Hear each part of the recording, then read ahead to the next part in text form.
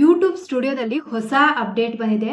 ಆ ಅಪ್ಡೇಟಿಂದ ನಮಗೇನಾದರೂ ಹಾಕ್ತಿರೋ ವಿಡಿಯೋಸ್ಗಳು ಏನಾದರೂ ಹಾಕಿರ್ತೀವಲ್ವ, ಆ ವಿಡಿಯೋಸ್ನಲ್ಲಿ ಏನಾದರೂ ಪ್ರಾಬ್ಲಮ್ಸ್ ಇದ್ದರೆ, ಏನಾದರೂ ರಿಸ್ಟ್ರಿಕ್ಷನ್ಸ್ ಯೂಟ್ಯೂಬ್ ಕಡೆಯಿಂದ ಇದೆ ಅಂತ ಅಂದರೆ ಈಸಿಯಾಗಿ ಕಂಡುಹಿಡ್ಬೋದು.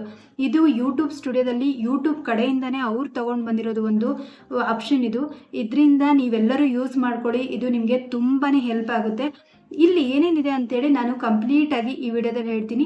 ವಿಡಿಯೋಲು ಸ್ಕಿಪ್ ಮಾಡೋದಕ್ಕೆ ಹೋಗಬೇಡಿ. ವಿಡಿಯೋದಲ್ಲಿ ಇಲ್ಲಿ ಮೇನ್ ಆಗಿ ನಾನು ಹೇಳಬೇಕಾಗಿರೋದು 3 ಐಕನ್ಸ್ ಇದ್ದಾವೆ. ಯೂಟ್ಯೂಬ್ ಅವರು ಏನು ಮಾಡಿದ್ದಾರೆ ಅಂತಂದರೆ 3 ಐಕನ್ಸ್ನ ತಂದಿದ್ದಾರೆ. ಆ 3 ಐಕನ್ಸ್ ಪ್ರಕಾರ ನಿಮ್ಮ ವಿಡಿಯೋದಲ್ಲಿ ಏನೇನು ತಪ್ಪಿದೆ, ನೀವೇನು ತಪ್ಪು ಮಾಡಿದ್ದೀರಾ, ಏನಾದರೂ ರಿಸ್ಟ್ರಿಕ್ಷನ್ಸ್ ಇದೆಯಾ, ಕಮ್ಯುನಿಟಿ ಗೈಡ್ಲೈನ್ಸ್ ಏನಾದರೂ ಮಿಸ್ ಮಾಡಿದ್ದೀರಾ, ಅಲ್ಲಿ ಏನಾದರೂ ತಪ್ಪು ಮಾಡ್ತಾ ಇದ್ದೀರಾ ಅಂಥೇಳಿ ಗೊತ್ತಾಗುತ್ತೆ. ಮೊದಲನೇ icon red icon. Red icon ಅಂತಂದರೆ ಏನು ಅಂತಂದರೆ, ನಿಮ್ಮ ವಿಡಿಯೋಸ್ನಲ್ಲಿ ನೀವು ಕರೆಕ್ಟಾಗಿ ಇವಾಗ ಚೆಕ್ ಮಾಡಲೇಬೇಕು, ನೀವೇನೋ ತಪ್ಪು ಮಾಡಿದ್ದೀರಾ ನಿಮ್ಮ ವಿಡಿಯೋದಲ್ಲಿ ಅನ್ನೋ ಅರ್ಥನೇ ರೆಡ್ ಐಕನ್. ರೆಡ್ ಐಕನ್ ಬಂದಿದೆ ಅಂತ ಅಂದರೆ ನೀವು ಫಸ್ಟ್ ಹೋಗಿ ಚೆಕ್ ಮಾಡಬೇಕು. ಇಂಪಾರ್ಟೆಂಟ್, ಅರ್ಜೆಂಟಾಗಿ ನೀವು ಆ ವಿಡಿಯೋನ ಚೆಕ್ ಮಾಡಿಬಿಟ್ಟು ಎಲ್ಲಿ ತಪ್ಪು ಮಾಡಿದ್ದೀರಾ ಅಂಥೇಳಿ ನೋಡಬೇಕು ಅನ್ನೋದೇ ರೆಡ್ ಐಕನ್ ಪ್ರಕಾರ. ಇದನ್ನು ನೀವು ಚೆಕ್ ಮಾಡಲೇಬೇಕು. ಎಲ್ಲೋ ಐಕನ್ ಅಂತಂದರೆ ಈಗ ನಿಮ್ಮ ಚಾನಲಲ್ಲಿ ಏನೋ ತಪ್ಪಿದೆ, ನೀವು ವಿಡಿಯೋನ ಹಾಕಿದ್ದೀರಲ್ವ, ಆ ವಿಡಿಯೋದಲ್ಲಿ ಏನೋ ತಪ್ಪು ಮಾಡಿದ್ದೀರಾ, ಆದರೆ ಅದು ಮೇಜರ್ ತಪ್ಪಲ್ಲ, ಏನೋ ಸಣ್ಣ ಪುಟ್ಟ ತಪ್ಪಾಗಿದೆ, ಆ ತಪ್ಪನ್ನ ನೀವು ಅಲ್ಲಿ ಸರಿ ಮಾಡ್ಕೊಳ್ಬೇಕು ಅನ್ನೋದು ಅರ್ಥನೇ yellow icon. Red icon, yellow icon, grey icon.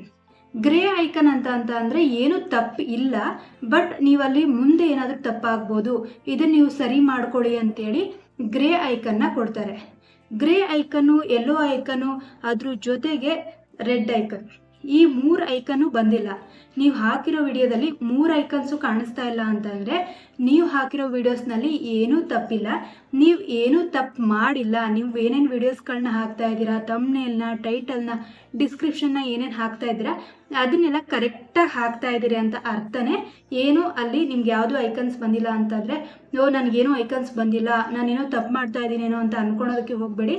ನೀವು ವಿಡಿಯೋಸ್ಗಳನ್ನ ಕರೆಕ್ಟಾಗಿ ಮಾಡ್ತಾ ಇದ್ದೀರಾ, ಅದನ್ನೇ ಫಾಲೋ ಮಾಡಿ. ಇದ್ರ ಜೊತೆಗೆ ಇನ್ನೊಂದು ಇಂಪಾರ್ಟೆಂಟ್ ಅಪ್ಡೇಟ್ ಏನು ಅಂತ ಅಂದರೆ ಆಡಿಯನ್ಸ್ ಸೆಟ್ಟಿಂಗ್. ಯೂಟ್ಯೂಬ್ನಲ್ಲಿ ಇವಾಗ ಆಡಿಯನ್ಸ್ ಸೆಟ್ಟಿಂಗು ಚೇಂಜ್ ಆಗಿದೆ. ಯೂಟ್ಯೂಬ್ ಸ್ಟುಡಿಯೋದಲ್ಲಿ ನಾನು ಪಕ್ಕದಲ್ಲಿ ನಿಮಗೆ ಸ್ಕ್ರೀನ್ ಹಾಕ್ತೀನಿ. ಯೂಟ್ಯೂಬ್ ಸ್ಟುಡಿಯೋದಲ್ಲಿ ಹೋಗ್ಬಿಟ್ಟು ಅಲ್ಲಿ ನೀವು ಕಂಟೆಂಟ್ನಲ್ಲಿ ಚೆಕ್ ಮಾಡಿ. ನಿಮ್ಮ ವಿಡಿಯೋಸ್ ಇದ್ದಾವಲ್ಲ, ಆ ವಿಡಿಯೋಸ್ನಲ್ಲಿ ಕಂಟೆಂಟ್ನಲ್ಲಿ ಚೆಕ್ ಮಾಡಿ. ನಿಮ್ಮ ವಿಡಿಯೋಸ್ ಯಾವ್ದು ಅಪ್ಲೋಡ್ ಮಾಡಿರ್ತೀರ ಆ ವಿಡಿಯೋಸ್ಗೆ ಹೋಗ್ಬಿಟ್ಟು ಅಲ್ಲಿ ನೀವು ಸ್ಟೇಟಸ್ನ ಚೆಕ್ ಮಾಡಿ. ಆ ಸ್ಟೇಟಸ್ನಲ್ಲಿ ನೀವು ಕರೆಕ್ಟಾಗಿ ನೋಡಿ, ಅಲ್ಲಿ ನಿಮ್ಮದು ವಿಡಿಯೋ ಅಪ್ಲೋಡ್ ಮಾಡಿದ್ಮೇಲೆ ಅದು ಪ್ರೈವೇಟಲ್ಲಿದೆಯಾ, ಅನ್ಲಿಸ್ಟೆಡಲ್ಲಿದೆಯಾ, ಪಬ್ಲಿಕಲ್ಲಿದೆಯಾ, ಇದನ್ನು ಅಲ್ಲಿ ಕರೆಕ್ಟಾಗಿ ತೋರಿಸ್ತಾ ಇರುತ್ತೆ. ಅದನ್ನು ಒಂದ್ಸಲಿ ಚೆಕ್ ಮಾಡ್ಕೊಳ್ಳಿ. ಇದು ಆಡಿಯನ್ಸ್ ಸೆಟ್ಟಿಂಗು, ಇದನ್ನು ಚೇಂಜ್ ಆಗಿದೆ. ಆವಾಗ ಬರ್ತಾ ಇತ್ತು, ಬಟ್ ಅದು ಕರೆಕ್ಟಾಗಿ ಗೊತ್ತಾಗ್ತಾ ಇರಲಿಲ್ಲ.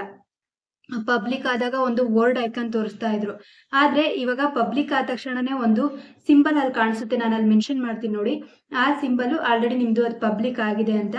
ಪ್ರೈವೇಟ್ ಆಗಿದ್ರೆ ಅದು ಗೊತ್ತಾಗುತ್ತೆ, ಒಂದು ವೇಳೆ ಅದೇನಾದರೂ ಅನ್ಲಿಸ್ಟಲ್ಲಿ ಇದ್ರೆ ಅದು ನಿಮಗೆ ಗೊತ್ತಾಗುತ್ತೆ. ಇದನ್ನೆಲ್ಲ ಕರೆಕ್ಟಾಗಿ ನೆನಪಲ್ಲಿ ಇಟ್ಕೊಳ್ಳಿ.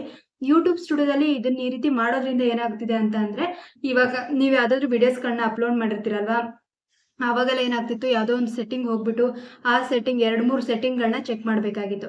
ಆದರೆ ಇವಾಗ ಯೂಟ್ಯೂಬ್ ಸ್ಟುಡಿಯೋದಲ್ಲಿ ಈಸಿಯಾಗಿ ಇದನ್ನು ಚೆಕ್ ಮಾಡ್ಕೊಳ್ಬೋದು. ನಿಮ್ದು ಏನಾದರೂ ತಪ್ಪಿದೆ ಅಂತ ಅಂದರೆ ಅಲ್ಲಿ ಚೇಂಜಸ್ನ ಮಾಡ್ಕೊಳ್ಬೋದು.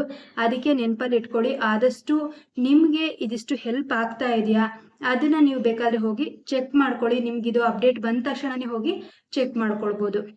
ಈ ಯೂಟ್ಯೂಬ್ ಸ್ಟುಡಿಯೋದಲ್ಲಿ ನಾನು ಏನೇನು ಇನ್ಫಾರ್ಮೇಷನ್ ಇತ್ತು ಅದನ್ನು ಕಂಪ್ಲೀಟಾಗಿ ಹೇಳಿದೆ. ಆ ವಿಡಿಯೋ ನಿಮ್ಗೆ ಹೇಗೆ ಅನಿಸ್ತಾ ಇದೆ, ಇದು ಯೂಸ್ಫುಲ್ ಆಗಿದ್ದರೆ 2 ಬೈಟ್ಸ್ ಕನ್ನಡನ ಫಾಲೋ ಮಾಡೋದನ್ನು ಮರಿಬೇಡಿ. ಯೂಟ್ಯೂಬ್ ಸ್ಟುಡಿಯೋದಲ್ಲಿ ಹೀಗೆ ಹೊಸ ಹೊಸ ಅಪ್ಡೇಟ್ಗಳು ಬರ್ತಾ ಇರ್ತವೆ, ಅದನ್ನು ನಾನು ಹೇಳ್ತಾ ಇರ್ತೀನಿ. ಈ ವಿಡಿಯೋ ನಿಮ್ಗೆ ಇಷ್ಟ ಆಗಿದ್ರೆ 2 ಬೈಟ್ಸ್ ಕನ್ನಡನ ಸಬ್ಸ್ಕ್ರೈಬ್ ಮಾಡಿ. ಲೈಕ್ ಮಾಡಿದ ತಕ್ಷಣವೇ ಹೈಪ್ ಬಟನ್ ಬರುತ್ತೆ, ಆ ಹೈಪ್ ಬಟನ್ನ ಒತ್ತೋದನ್ನ ಮರಿಬೇಡಿ. ಹೈಪ್ ಬಟನ್ನ ಒತ್ತಿ, ಹಾಗೆ ಬೇರೆ ಯಾರಿಗಾದರೂ ಅದು ಹೆಲ್ಪ್ ಆಗ್ಬೋದು, ಶೇರ್ ಮಾಡೋದನ್ನು ಮರಿಬೇಡಿ. ನೆಕ್ಸ್ಟ್ ವಿಡಿಯೋದಲ್ಲಿ ಮತ್ತೆ ನಿಮ್ಮ ಜೊತೆಗೆ ಸಿಗ್ತೀನಿ.